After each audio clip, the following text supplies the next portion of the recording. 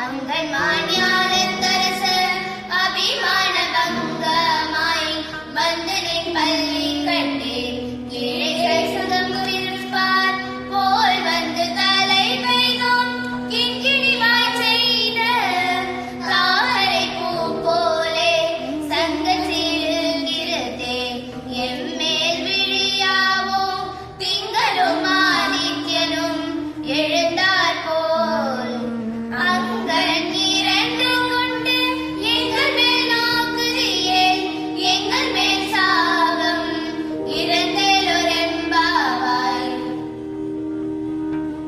மார்கழியின் 22ஆம் நாள் திருப்பாவையின் பொருள்.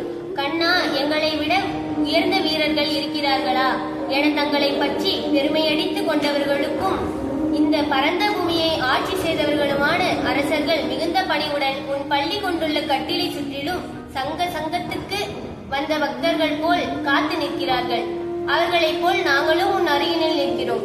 எங்கள் மீது இங்கினியென ஒழிக்கும் சிறுமணியின் வாய் போலவும் தாமரை பூ மெதுவாக மலர்வது போலவும் உன் சிவந்த தாமரை கண்களை சிறுக சிறுக திறந்து விழிக்க மாட்டாயா?